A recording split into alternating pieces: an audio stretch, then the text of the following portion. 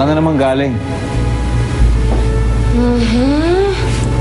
Sabi ko na naman nga. Mainit na naman ang ulo.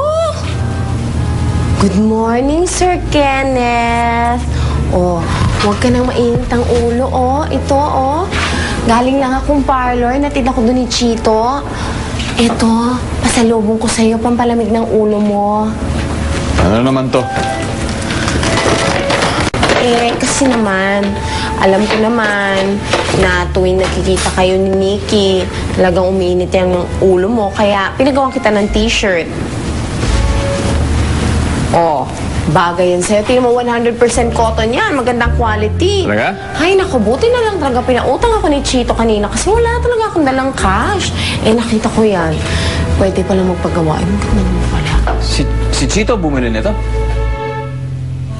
Kaunting panahon lang hinihingi ko sa inyo. Mahanap ko rin niya si Tonya. Hindi lang kasi ako makakilos ngayon eh. Dahil nag-iingat lang ako. Para hindi mabuli yaso. Yan ba yung pulis na naglabas ng pengeng Tonya? Oo, siya nga. Bakit? Hindi kaya alam niya kung saan nagtatago si Tonya at tinatago niya lang sa'yo? Hindi ko alam. Pero aalamin ko. Sige na. Ayos na. Kasi, ganito yan. Kinuwento ko sa kanya na, yun nga, meron kayong kwento kayo ni Nikki. Kinuwento ko yun sa kanya sabi niya nakakaawa ka naman daw pala. Kaya pumayag siya, binili namin yung t-shirt. Teka, nakakaawa ako? Bakit naman ako naging nakakaawa dahil... porket dahil siya may shota, ako wala, ganun, nakakaawa na ako. Ganun ba yun? Siguro nga, parang ganun. Hindi ko taga-alam, pero sukat na lang yung t-shirt, sir. Hindi na. Sukatin to. Isa pa, pangit-pangit, baduy-baduy naman. Sa susunod, huwag ka na magbibigay sa akin ng mga ganyan kasi nasasayang lang yung ano mo eh. Yung effort mo eh.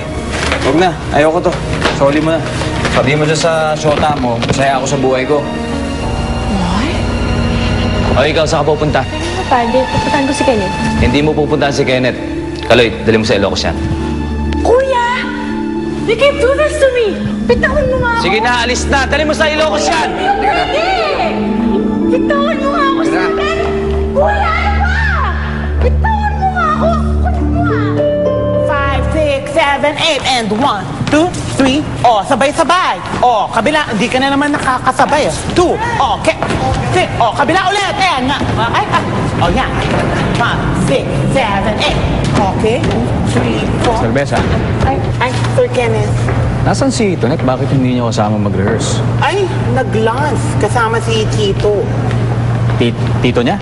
Sino tito niya? Si Tito, yung guwaping. Si Tito. Chito. Oo. Ayun na pala, sir eh. Oh. Tonet. Ay! Hi, Sir Kenneth! Ayun na pala. Kamusta ba? Sige, hintay ka na lang muna sa kotse. Oh, saan ka galing? Rehearsal, di ba? Yung suot niya, t-shirt ko ba yun? Ay, opo! Kasi diba, sabi mo, baduy naman. Kaya binigay ko na lang sa kanya. Sayang naman yung t-shirt. Oo nga, sinabi ko naman ba, pero hindi ko naman sinabing bigay mo sa kanya. Kunin mo sa kanya, paubarin mo. Ano? Ubarin? Grabe naman to eh. Suot na ng tao, Akin nakakahiya. yun eh. Ayaw mo pa ako. Sige, ako kukuha sa kanya. Ay, sandali lang. Sandali! May hubarang magaganap. Ano ba yun? Sandali! Ay, hindi mo naman kailangan gawin yung kay Chito. Kung t-shirt lang, edi pagagawan ko kayo ng madami. Huwag na, mag-aaksaya ka lang ng pera.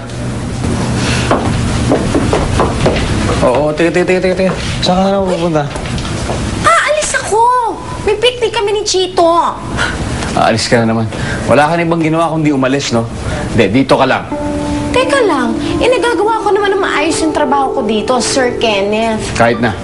Wala ka na ibang ginawa kundi umalis. Alis ka nang alis. Bakit mo ba ako pinipigilan? Magulang ba kita? Boss mo pa rin ako. Boss lang pala eh. Aalis ko.